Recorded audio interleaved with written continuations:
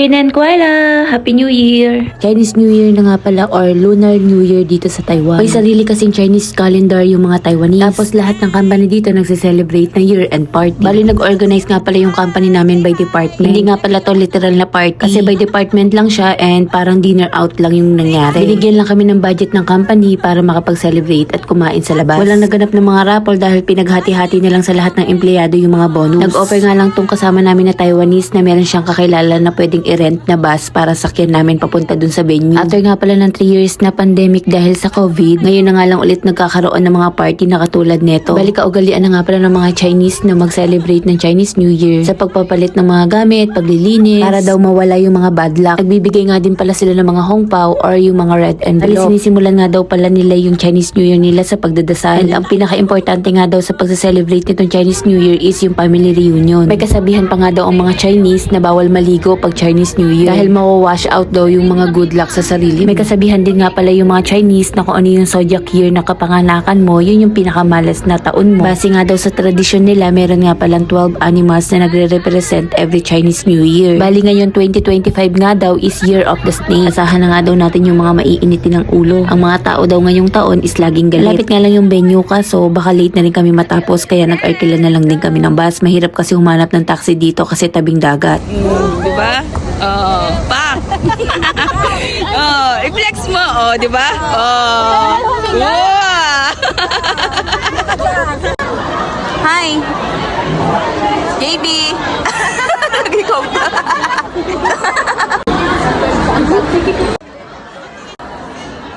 Bali ang magka-ship nga pala is yung A pan na pang umaga at saka ang B pan na pang gabi. Bali day off namin lahat ngayon kaya ngayon yung gatherings namin. Bali alas 6 nga yung calling time at nagiintay na kami mag-serve sila ng pagkain. Salamat nga pala sa mga supportive kong ka-workmate na nakukusa na mag-video sa amin.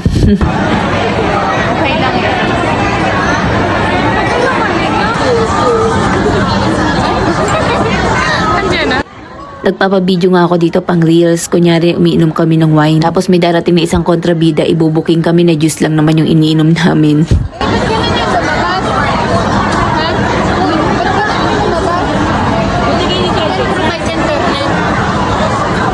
Hindi kaya ng internet.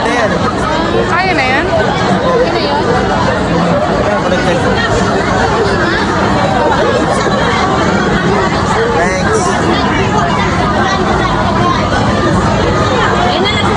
At dito nga nag-uumpisa na silang mag-serve ng pagkain namin isa-isa. Siyempre bago namin kainin, magpipicture muna pang Instagram. Bali nagsalita nga pala yung mga leaders namin, nagpapakilala sila at bumabati sa amin isa-isa.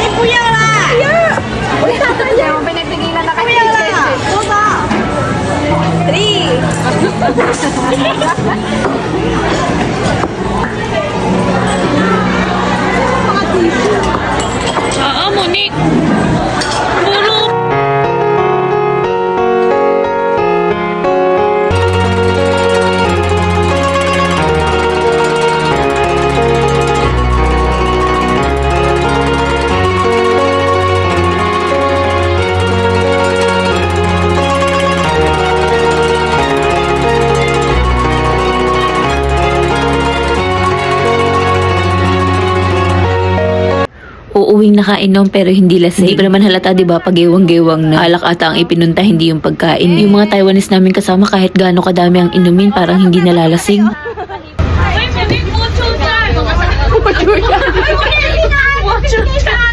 Diyan mo kasi sinabi, lasing na yan. Uy, baka iba yung masabi ko. Ikaw na magsabi. Lintik ko si Jeje. Uy, wuchutan ako.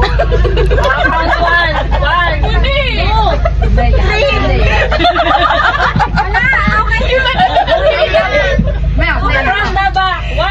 Bulol na nga mag-Mandarin pag hindi nakainom, lalo pa kaya ngayong lasing na. At dito na nga nagtatapos ang isang gabing kasiyahan. Bukas magsisimula na naman kami magplastikan at magsiraan ng isang buong taon. Kaya ko yan. Pag-uwi mo ng malaki.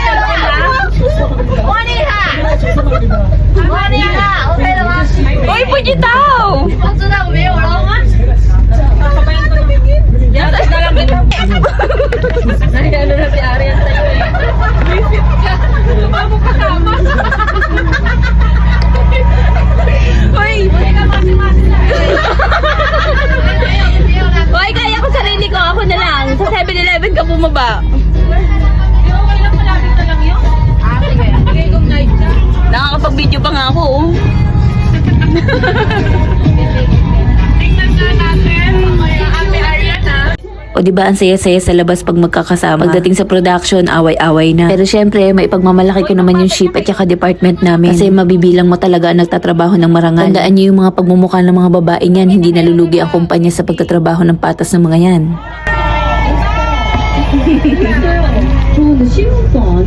Sabi na kayo. 진짜 너무 힘들 것 같아. Uli ka!